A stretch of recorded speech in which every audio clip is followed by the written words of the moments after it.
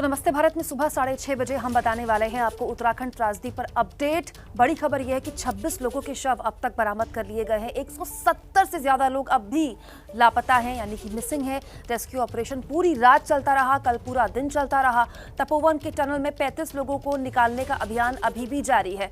राहत की बात है कि 130 मीटर तक टनल से मलबा हटा लिया गया है। जो जानकारी निकल कर आई है सामने वो ये है कि टनल के आगे के हिस्से में जैसे जैसे आगे बढ़ रहे हैं, जेसीबी की मशीन के साथ तमाम सुरक्षा एजेंसियां, तमाम राहत और बचाव के काम में लगी टीमें, वो ये कह रही है कि आगे एक मोड़ है। बहुत संभव है कि इस मोड़ के बाद मलबा ना हो और मजदूरों के बचे होने की संभावना ज्यादा हो।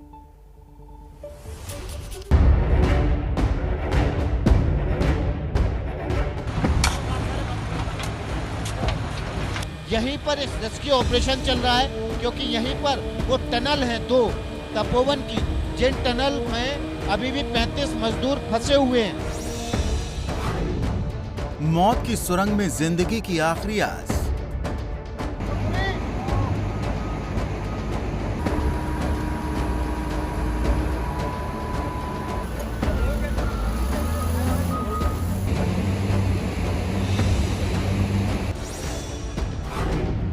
टनल में सबसे बड़ा रेस्क्यू मिशन।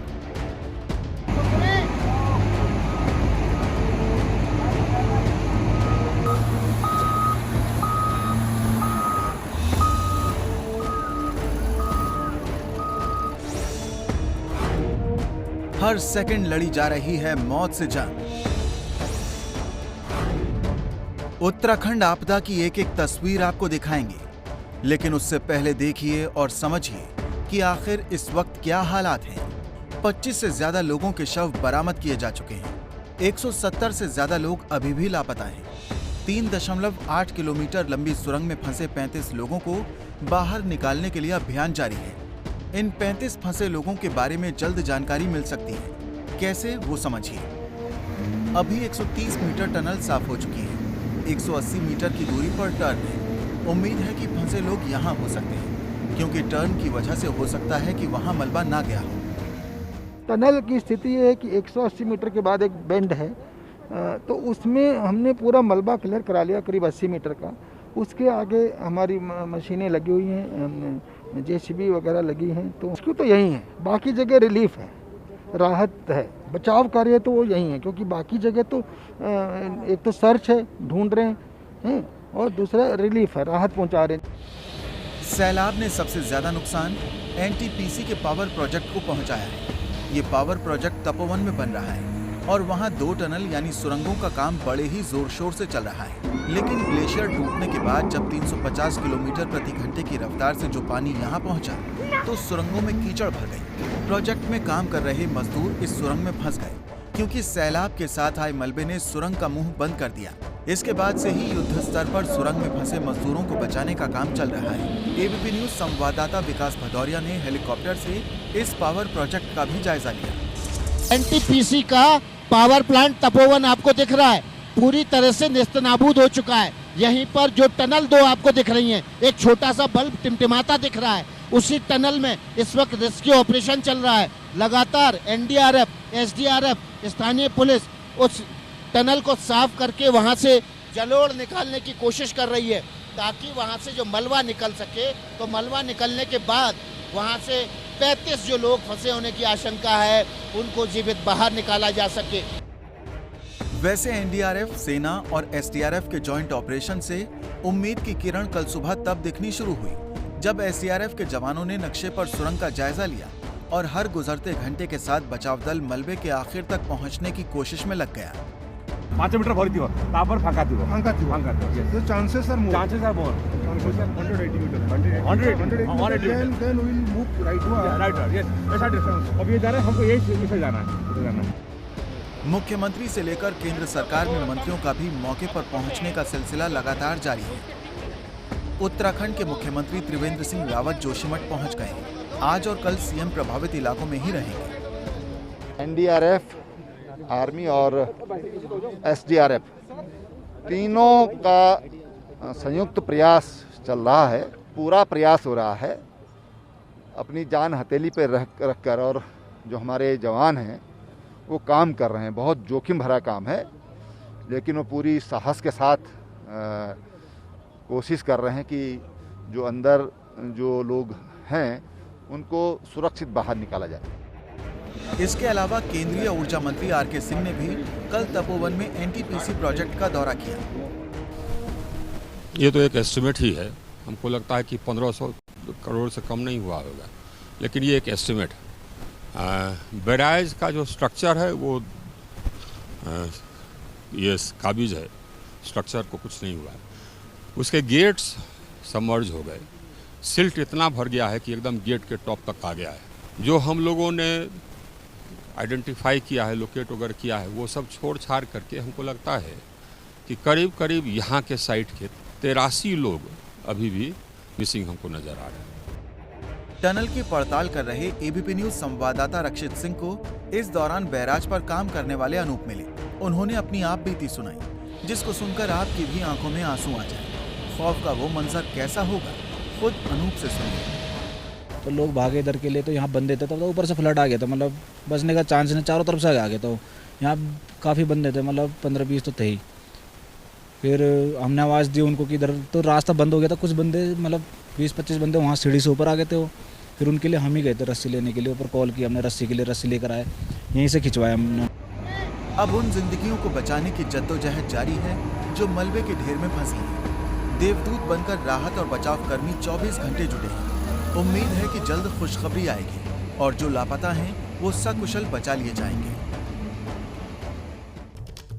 तो उत्तराखंड त्रासदी की एक एक तस्वीर, एक एक अपडेट सबसे पहले हम आपको एबीपी न्यूज पर दे रहे हैं। हमारे सहयोगी रक्षित सिंह ग्राउंड जीरो पर तपोवन में मौजूद है, जहां पर टनल में रेस्क्यू ऑपरेशन दिन रात चल रहा है, क्योंकि एक एक सेकंड यहां पर बहुत ज्यादा कीमती है। रक्षित, अभी मौजूदा हालात क्या है? जो अपडेट हमने अपने दर्शकों को दिया उसके मुताबिक 130 मीटर तक का जो मलबा है वो साफ कर लिया गया और 180 मीटर पे वो टर्न है, जिसकी वजह से ये उम्मीद जताई जा रही है कि आगे टर्न की वजह से मलबा नहीं गया होगा और जो अंदर फंसे हुए लोग होंगे वो सुरक्षित होंगे। बिल्कुल प्रतिमा, लेकिन अब जो टनल के अंदर काम है वो 140 मीटर तक लगभग पहुंच चुका है और 140 मीटर के बाद में टनल पर आप देख सकते हैं कि रात भर जो है भले ही माइनस में टेम्परेचर रहा हो, लेकिन यहाँ पर जो एसएफटी है यानी कि सिल्ट फ्लशिंग टनल है, उस टनल में लगातार 2 मशीनें पूरी रात काम करती रही हैं। यहाँ पर इंडियन आर्मी डिप्लॉयड है, उसके अलावा आईटीबीपी है, एसडीआरएफ है, एनडीआरएफ है। और ये देखिए तस्वीरें, इस तरीके से कितना मुश्किल है इनके लिए ये सिल्ट को बाहर निकालना इस एसएफटी से यानी कि सिल्ट फ्लशिंग टनल से। और इसी में 30 से ज़्यादा जो जिंदगियां हैं वो फंसी हुई हैं और उम्मीद अब ये की जा रही है कि जैसे जैसे पौ फट रही है, लगभग 40 मीटर के आसपास और आगे की तरफ जब जाएंगे ये लोग, तो उसके बाद में उम्मीद ऐसी जताई जा रही है कि आगे सिल्ट ना हो और उसके बाद में उन जिंदगियों को वहाँ से सुरक्षित निकाला जा सके। तो काम आप देख सकते हैं कि बीते लगातार 36 घंटों से इसी तरीके से चल रहा है। सारे के सारे आईटीबीपी के personal, Indian army, SDRF, NDRF लगातार लगी हुई है। और अगर मैं इस टनल की बात करूं प्रतिमा, तो ये टनल लगभग 1200 मीटर की टनल है पूरी की पूरी, लेकिन उम्मीद ये जताई जा रही है कि लगभग 180 मीटर के बाद में जो टर्न है उसके बाद में संभवतः मलबा नहीं होगा और वो जो 30 से ज़्यादा जिंदगियां हैं उनको सुरक्षित निकाला जा सकेगा। जी, ये बहुत अच्छी बात है रक्षित, जो कि लगातार कल रात से आ रही है। आप तो सुबह से वहाँ मौजूद हैं, पूरी रात भी वहीं पर मौजूद थे। आपने खुद बताया कि तापमान माइनस में रहा रात का, आप भी बहुत ख्याल रखिएगा अपना। लेकिन ये जो मोड़ जिसकी बात हो रही थी और जो मैप में भी दिखाया गया था कि हो सकता है, उम्मीद है कि उसके बाद वहाँ मलबा ना हो और मजदूरों की जान बच जाए, उस मोड़ तक कब तक पहुंच जाएगी रेस्क्यू टीम? देखिए, उम्मीद जताई जा सकती है कि अगले कुछ घंटे जो हैं वो बहुत ज़्यादा क्रूशियल है, क्योंकि अगले कुछ घंटों में जो 40 मीटर है जो आगे का बचा हुआ है वहाँ तक ये मशीनें पहुँच रही हैं और लगातार मलबा जो है वहाँ से खींच कर लेकर आ रही हैं। इसके अलावा जो और मशीनें हैं, दूसरी मशीन भी आपको यहाँ पर नज़र आएगी। जब ये मशीन अंदर वाली जो एक्सकवेटर है, जब वो अंदर से मलबा लेकर आती है तो फिर यहाँ पर क्लीनिंग प्रोसेस होता है और इस तरीके से मलबा जो है वो लाकर डाला जा रहा है। ये देखिए हालत, अंदर कितनी बुरी हालत है टनल के, किस तरीके से मलबा जो है वो अंदर से निकाला जा रहा है। तो जाहिर सी बात है कि दिक्कतें हैं, मुश्किल है, लेकिन उम्मीद जो है वो कायम है और उम्मीद के ही चलते यहाँ पर सभी लोग यही दुआ कर रहे हैं कि वो 30 से ज्यादा जिंदगियां सकुशल बाहर आ उम्मीद पाएं। से ही जिंदगी है, उम्मीद से ही दुनिया चलती है। हम भी यही उम्मीद करते हैं रक्षित, जो आप जानकारी दे रहे हैं वो सही साबित हो और तमाम मजदूरों की जान बचाए। तबाही उत्तराखंड में आई है, लेकिन दर्द का दरिया पहाड़ों से बढ़कर मैदानों तक भी पहुंच चुका है। त्रासदी के बाद 170 से ज्यादा लोग लापता हैं और इनमें से कई ऐसे कामगार हैं जो यूपी और बिहार के रहने वाले थे। खबर के बाद उन घरों में खामोशी सी छा गई है। सब अपनों की सुरक्षित लौटने का इंतजार कर रहे हैं।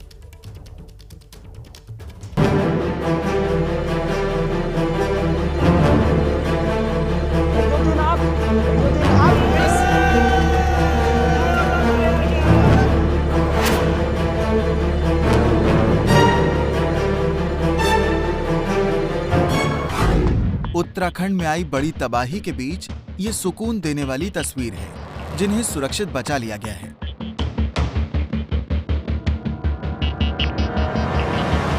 लेकिन अब भी कई लोग हैं जिनका नाम लापता लोगों की लिस्ट में है और ये लिस्ट लंबी है।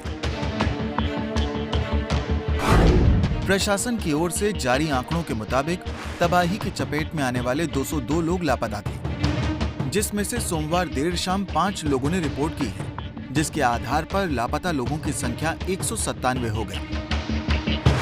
ग्लेशियर टूटने की घटना भले ही उत्तराखंड में हुई है, लेकिन उससे मची तबाही का दर्द लोग उत्तर प्रदेश और बिहार तक महसूस कर रहे हैं, क्योंकि इन राज्यों से काम करने उत्तराखंड गए लोग अब तक लापता हैं और परिवार में चीख पुकार मची है। तबाही में लापता अपनों के लिए रोते बिलखते लोगों की ये तस्वीर उत्तर प्रदेश के श्रावस्ती में रनियापुर गांव की है, जहां कई घरों में लोगों के बीच इसी तरह उदासी है। आंखों में आंसू हैं, क्योंकि गांव के कुल 5 लोग लापता हैं, जो काम के सिलसिले में उत्तराखंड में थे। रनियापुर गांव के उन 5 मजदूरों के नाम हैं अजय कुमार, छोटे लाल, प्रभुनाथ, वेद प्रकाश और हरिलाल। इनके लापता होने की सूचना तब मिली जब तपोवन पावर प्रोजेक्ट में काम करने गए इसी गांव के 3 और लोग छोटू, राजू और राजेश ने फोन कर गांव में परिवार वालों को सूचना दी कि 5 साथियों का कोई पता नहीं चल रहा। इसके बाद से ही पूरे गांव में हड़कंप मच गया।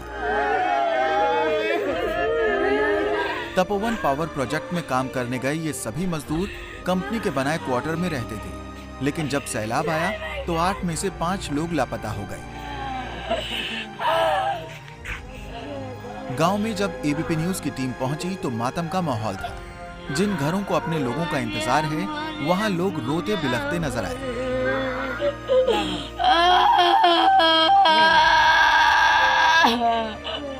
हरिलाल के पिता बोलने की हालत में नहीं है। छोटे छोटे बच्चे तक को सैकड़ों किलोमीटर दूर आई इस तबाही ने दर्द दिया है। इन लोगों को उत्तराखंड गए अपने परिजनों के सकुशल होने की सूचना का इंतजार है। कहीं कि मेरे पिता नहीं है, वहाँ से फोन आया है, दलदला में मेरे पिता चले गए। तभी मुझको पता चला, मैंने फोन लगाया, वहाँ पर फोन लगाया, मोबाइल स्विच ऑफ था। यूपी में श्रावस्ती के पास ही एक जिला है लखीमपुर खीरी। जिले के करीब 30 लोग उत्तराखंड में तबाही की चपेट में आए हैं। जो लापता हैं, उनमें से 7 लोग भैरमपुर गांव के हैं, जिनकी तस्वीरें भी सामने आई हैं। उनके नाम हैं अर्जुन, अरुण, धर्मेंद्र, हीरालाल, सूरज, विमल और विमलेश। भैरमपुर गांव में लापता इन मजदूरों के परिवार वालों को कुछ समझ में नहीं आ रहा। किसी की मां तो किसी की पत्नी, सब एक जगह पर जमा होकर अपने परिवार की सलामती के लिए दुआ कर रही हैं। लखीमपुर खीरी के निगासन तहसील के बाबूपुरवा गांव के भी कई सारे ऐसे लोग हैं जिनके बारे में जानकारी नहीं मिल रही है। उत्तराखंड में तपोवन पावर प्रोजेक्ट में काम कर रहे थे और इस वक्त बाबूपुरवा गांव में हूं मैं, जहां आप देख सकते हैं ये महिलाएं हैं जिनके परिवार का कोई ना कोई सदस्य लापता है। और मैं एक एक करके सबसे बात करूंगा। आपका नाम बताइए। मुन्नी। मुन्नी, कौन है आपके घर से वहाँ उत्तराखंड में? अर्जुन। अर्जुन बेटा है आपका? हाँ बेटा। कितनी उम्र है उसकी? उसका 25 साल का। 25 साल। कब से काम कर रहा था वो तो पहले भी जा चुका था, अब 1.5 महीना हो गया था गया हुआ। अच्छा। किरण। आपके घर से कौन? पति विमलेश। विमलेश। हाँ। कब से थे वहाँ पर? ये 1.5 महीना हो गया गए। हाँ। और परसों बात भी हुआ था, अपने बच्चे से बात किया, साल भर का बच्चा है, सबसे बात नहीं हुआ है। नहीं हुआ, कल कोई बात नहीं हो पाई। कल कोई बात नहीं, मोबाइल स्विच ऑफ। बिहार से बड़ी खबर जान लीजिए। बिहार में नीतीश कुमार के सीएम बनने के करीब 4 महीने बाद आखिरकार वो घड़ी आ गई जिसका जेडीयू और बीजेपी दोनों को इंतजार था। बीजेपी और जेडीयू के लंबे मंथन के बाद आज दोपहर नीतीश मंत्रिमंडल का विस्तार होने जा रहा है, जिसमें बीजेपी कोटे के 9 और जेडीयू कोटे से 8 विधायक मंत्री बनेंगे।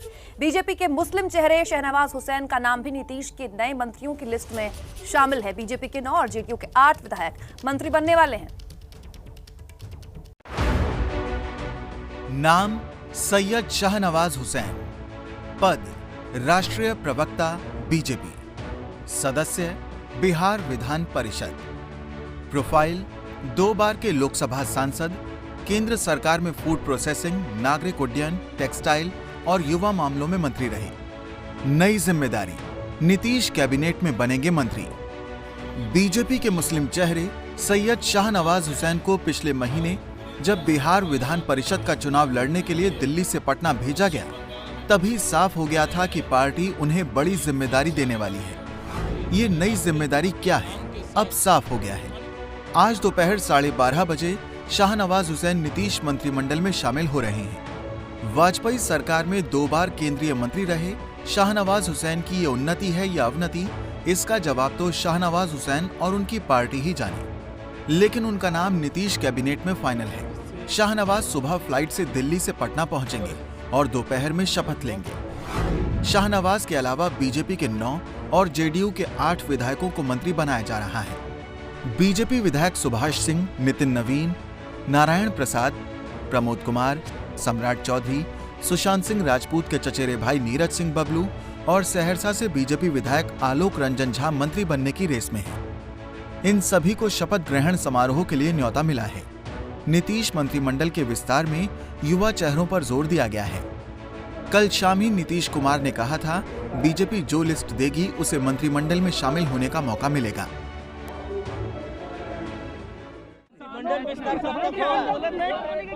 जैसे ही आएगा उसी दिन उसी समय हो जाएगा, हो जाएगा। मंत्रिमंडल विस्तार को लेकर कई सवाल पूछे जा रहे हैं। ये सवाल बिहार के मुख्यमंत्री नीतीश कुमार के सामने रखा गया। उन्होंने साफ कह दिया कि जैसे ही लिस्ट आएगी वो मंत्रिमंडल का विस्तार कर देंगे। एक हाथ से लिस्ट और दूसरी हाथ से मंत्रिमंडल का विस्तार। नीतीश कुमार ने अपनी पार्टी के विधायकों के नाम भी तय कर लिए हैं। जेडीयू विधायक संजय कुमार झा, सुमित सिंह, जमा खान, श्रवण कुमार, जयंत राज, मदन सहनी, महेश्वर हजारी और लेसी सिंह को आज दोपहर पटना राजभवन में पद और गोपनीयता की शपथ दिलाई जाएगी। 19 फरवरी से बिहार विधानसभा का बजट सत्र शुरू हो रहा है। इसके पहले नीतीश सरकार पहला मंत्रिमंडल विस्तार कर रही है। नीतीश कुमार ने 13 मंत्रियों के साथ 16 नवंबर 2020 को मुख्यमंत्री पद की शपथ ली थी। तभी से उनके मंत्रिमंडल विस्तार को लेकर अटकलबाजी चल रही थी, जो फिलहाल शांत होती दिख रही है। ये तो तय है कि बीजेपी और जेडीयू के बीच में चुनाव के पहले से जिस तरह की तनातनी चल रही थी, सीटों के बंटवारे को लेकर के, फिर चिराग पासवान को लेकर के, और उसके बाद नीतीश कुमार के 43 सीटों पर आने के बाद से वो अब भी जारी है। वो खींचतान अब भी जारी है। पुल एंड प्रेशर जिसको कहा जाता है, दबाव की राजनीति दोनों तरफ से जबरदस्त हो रही है। इस बीच एक बड़ी खबर भी आपके सामने रख देते हैं। तपोवन में एनटीपीसी की जिस सुरंग में 30 मजदूरों के निकालने का रेस्क्यू ऑपरेशन लगातार चल रहा है। हमारे सहयोगी रक्षित सिंह भी रात भर वहीं मौजूद रहे। अभी भी रक्षित वहीं पर हैं। रक्षित के मुताबिक अब तक टनल में 140 मीटर तक मलबा हटा लिया गया है। अब और 40 मीटर तक गाद भरे जाने की उम्मीद है। पूरी रात 2 पोकलेन मशीनें सिल्ट निकालती रही। सिल्ट यानी कि वो मिट्टी जो कि पानी जब बन जाता है तो दलदल जैसी हो जाती है। यहाँ सेना के अलावा आईटीबीपी, एसडीआरएफ और एनडीआरएफ के जवान रेस्क्यू के काम में जुटे हुए हैं। तपोवन टनल में 140 मीटर तक पहुंच गई है रेस्क्यू की टीम। 35 मजदूरों के फंसे होने की यहाँ पर आशंका है। 40 मीटर और अंदर तक गाद निकालना अभी बाकी है। सेना, आईटीबीपी, एनडीआरएफ, एसडीआरएफ रेस्क्यू में जुटी हुई है। तपोवन विष्णुगढ़ प्रोजेक्ट में ऑपरेशन टनल लगातार तीसरे दिन भी जारी है। मंगलवार सुबह की, अल सुबह की ये तस्वीरें हैं और तस्वीरों में आप देख सकते हैं कि जो टनल पर स्लरी निकालने का जो काम है, जो जितना भी गंदा जो पानी अंदर की तरफ गया है और स्लरी गई है उसको निकालने का काम लगातार पूरी रात भर चलता रहा यहाँ पर और अभी भी जारी है। कुल मिलाकर 2 मशीन जो हैं वो टनल के अंदर से स्लरी निकालने का यहाँ पर काम कर रही हैं। और अगर मैं इस टनल की बात करूं तो इस टनल को SFT कहा जाता है, यानी कि सिल्ट फ्लशिंग टनल। इसी टनल के ज़रिए जो सिल्ट है वो बाहर होकर जो है दोबारा से आगे जाकर नदी में दाखिल होना था। इस टनल की अगर हम बात करें तो यहीं पर 30 से ज़्यादा जो लोग हैं वो फंसे हुए हैं और टनल की लंबाई जो है वो 1200 मीटर है। हालांकि 1200 मीटर ये पूरी कंस्ट्रक्टेड नहीं है, अभी बताया गया है कि लगभग 60 मीटर जो है टनल आगे की तरफ से नहीं बनी हुई है। तो कुल मिलाकर जो ऑपरेशन टनल है वो लगातार जारी है। और अगर हम बात करें इस ऑपरेशन टनल की तो लगातार जो काम है वो जारी है। इंडियन आर्मी यहाँ पर डिप्लॉयड है, इंडियन आर्मी ने अभी टेक ओवर किया हुआ है यहाँ पर और जो आज बैरिकेडिंग है वो यहाँ पर की गई है। इसके अलावा ITBP के जो पर्सनल हैं वो आपको नज़र आएंगे। ITBP भी लगातार यहाँ पर सबसे पहले मोर्चा संभाले हुए थी, उसके बाद में SDRF के जो पर्सनल हैं वो भी आपको दिखेंगे। लेकिन बड़ी संख्या में अब ITBP के पर्सनल जो हैं वो यहाँ पर खड़े हुए हैं और अब किसी भी वक्त अंदर की तरफ दाखिल होंगे। और जो मशीन जो वहाँ पर स्लरी निकालने का काम कर रही है, सिल्ट निकालने का काम कर रही हैं, तो उसके बाद में तमाम पर्सनल अंदर की तरफ जाएंगे और कोशिश सबकी यही है कि किसी भी तरह से उन फंसे हुए लोगों को बाहर सुरक्षित निकाला जा सके। रक्षित सिंह, ABP न्यूज़, तपोवन। एक खबर अब आपके सामने विस्तार से रख देते हैं। बर्फीला तूफान पहाड़ों में बड़ी चुनौती बनता है, कई लोगों की जान ले लेता है। इसी से बचाने की मुहिम अब सेना ने चलाई है। ये रिपोर्ट।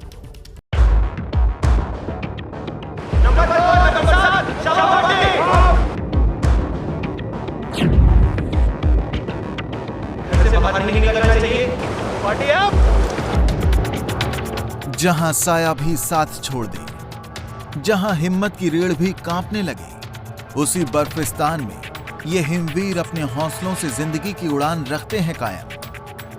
जम्मू कश्मीर में पीर पंजाल की चोटियां सबसे दुर्गम मानी जाती हैं, क्योंकि इन जिद्दी चोटियों की फितरत ही बर्फीले तूफानों की है, जिसकी जद में जिंदगी तिनके की तरह उड़ जाती है। लेकिन पहाड़ों की जिद को हिम्मत और हौसलों के हथौड़े से चूर चूर करते हैं ये हिमवीर। नंबर 5 कैजुअल्टी इवैक्यूएशन के लिए पार्टी अब बोलते ही सब पीछे मुड़ेंगे और फाइन ड्रॉपिंग की कार्रवाई शुरू करेंगे। दरअसल उत्तराखंड के चमोली में ग्लेशियर फटने से आई तबाही ने पूरी दुनिया को सकते में डाल दिया है। इसी घटना से सबक लेते हुए सेना ने जम्मू कश्मीर के बारामूला में स्थानीय लोगों के लिए एवलांच से बचाव के लिए ये मुहिम चलाई है। फिर आपको एवलांच की आवाज सुनाई दे तो सबसे पहले अपना नाम अपने हाथ से बंद कर लीजिए। बारामूला में बर्फबारी आम है और इसीलिए यहाँ के लोगों के लिए एवलांच सबसे बड़ा खतरा है। सीजनल बर्फ जो यहाँ की 15 फुट से कम कभी नहीं पड़ती, तो यहाँ पे फिर अक्सर सहारा रहता है सिर्फ इंडियन आर्मी, बाकी तो कोई टीम यहाँ पहुँच नहीं सकती है। सेना ने न सिर्फ इन्हें एवलांच के खतरे से आगाह किया, बल्कि ये भी बता रही है कि एवलांच में फंसने के बाद जान कैसे बचानी है। एवलांच आ जाए तो आपको स्विमिंग तैरने की पोजीशन इख्तियार कर लेनी है और जितना हो सके एवलांच से ऐसे करके बाहर निकलने की कोशिश करें। जम्मू कश्मीर के ऊपरी इलाकों में भारतीय सेना के सामने प्राकृतिक आपदा और पाकिस्तानी घुसपैठ की दोहरी चुनौती होती है और सेना हमेशा की तरह इसके लिए पूरी तरह तैयार है। और अब एक ऐसी खबर जो सुबह सुबह आपको पॉजिटिविटी से भर देगी। पूरे देश के युवाओं को प्रेरणा देने वाली एक खबर ये है यूपी के प्रयागराज से। यहाँ बिन फेरे हम तेरे वाली कहानी पूरी खबर के जरिए जानिए।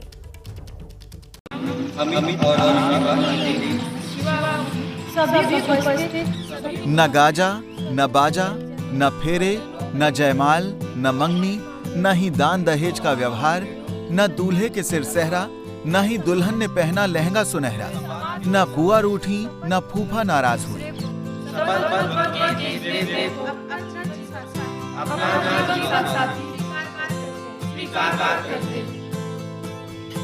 सात जन्मों के लिए दो जोड़े एक साथ हुए। महज 2 से 2.5 मिनट की ये शादी आने वाले कल को तड़क भड़क से दूर एक नए कल का संदेश देती है।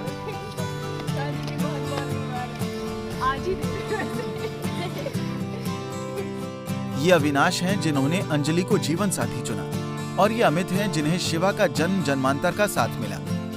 जीवन के हर पड़ाव में साथ निभाने और बराबरी के हिस्से की कसम दूल्हा दुल्हन दोनों ने खाई। हम तो मानते हैं कि दो लोगों को अगर जीवन एक साथ गुजारना है तो इसके लिए इतनी तड़क भड़क की कोई ज़रूरत नहीं है। बेवजह उसमें पैसा खर्च किया जाता है। दहेज एक बहुत बड़ी समस्या पूरे समाज की बनी हुई है, जाति धर्म। तो इन सब चीज़ों को, कुरीतियों को ख़त्म करना एक तो हमारा मकसद है। और दूसरा ये है कि हम एक ऐसा समाज बनाना चाहते हैं जहाँ ये सारी चीज़ें ना हों, जहाँ पर हर इंसान बराबरी से रह सके। शादियां तो आपने बहुत देखी और सुनी होंगी। तमाम शादियां खूब चर्चा का सबब बनी रहती हैं। कोई राजसी अंदाज में शादी करता है तो कोई दुल्हन को हेलीकॉप्टर से विदा कराता है। लेकिन संगम नगरी प्रयागराज में दो युवाओं ने अनूठे अंदाज में शादी की है। दो युवाओं की शादी में ना तो फेरे हुए, ना मंडप सजे, ना ढोल नगाड़े बजे, बल्कि सादगी के साथ शपथ लेकर के एक दूसरे का हाथ थामा गया। ये दोनों जोड़े प्रयागराज में ही पढ़ाई करते हैं और इनकी शादी घर वालों ने तय की है। लेकिन लाखों रुपए खर्च करने की बजाय इस तरह शादी करने का फैसला इन चारों का ही था। शादी को कानूनी मान्यता देने के लिए दोनों जोड़े इसको रजिस्टर्ड कराएंगे। ये अनोखी शादी इस समय सोशल मीडिया पर छाई हुई है। और अब एक खबर यूपी की आपके सामने रख देते हैं। यूपी से जहां चाचा शिवपाल यादव ने भतीजे अखिलेश यादव को बिना शर्त गठबंधन का ऑफर दिया है। इस ऑफर के पीछे की राजनीति क्या है, हमारी रिपोर्ट से जानते हैं।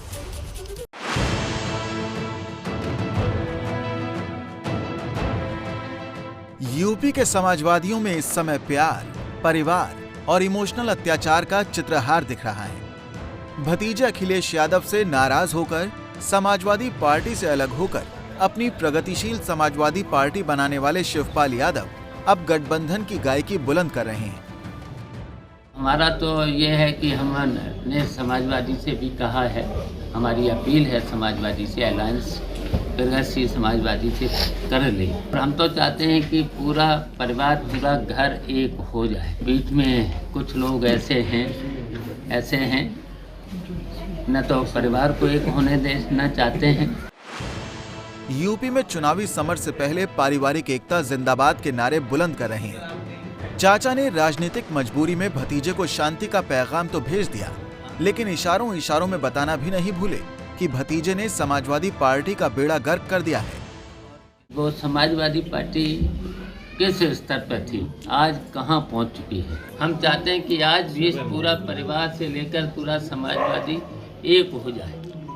हमने ये भी कहा कि हर त्याग करने के लिए तैयार है, हर त्याग। अखिलेश फिर मुख्यमंत्री बने, ये भी कहा है, और हम अभी भी चाहते हैं अखिलेश मुख्यमंत्री बने। दरअसल 2017 में समाजवादी पार्टी पर वर्चस्व को लेकर हुई चाचा भतीजे की लड़ाई का खमियाजा दोनों ही पक्षों को उठाना पड़ा। अभी तक यादव और पिछड़ों के वोटों पर जो समाजवादी पार्टी का एकाधिकार माना जाता था, वो चाचा भतीजे के अलग होने से गड़बड़ा गया है।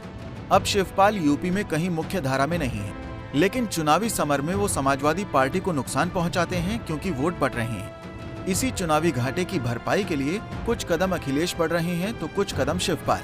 लेकिन ये बात भी तय मानी जा रही है कि भले ही चुनावी समीकरण के लिए सुलह की गोंद चिपकाई जाए, लेकिन इस गठजोड़ की दरारें साफ नजर आएंगी।